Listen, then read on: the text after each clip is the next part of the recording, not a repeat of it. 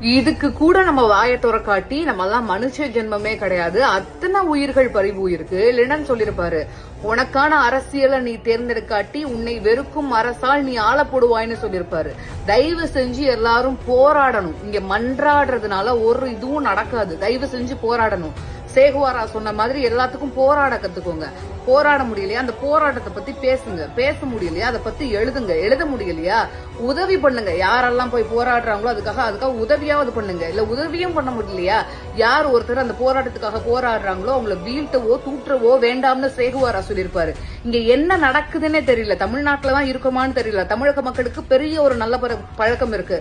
தனக்காக உதவி செஞ்சவங்களுக்கு தனக்கு நல்லது பண்ணணும் அப்படின்னு சொல்லிட்டு வந்தவங்களை தமிழக மக்கள் அவ்வளவு சீக்கிரமா மறந்து போயிடக்கூடிய அளவுக்கு சுயநலமானவர்கள் கிடையாது. பெரிய நன்றி உணர்வே இருக்கு. இங்க வந்துட்டு உண்மை என்ன நடந்துச்சு அப்படின்னு தெரியாம பேசுறாங்க பல பேரு. உண்மை என்ன நடந்துச்சு அப்படின்னு தெரிஞ்சும் பேசாம இருக்காங்க சில பேரு. ஆனா இவ்வளத்தையும் தாண்டி காலம் நிறைய போராட்டங்களை கொடுக்கும்.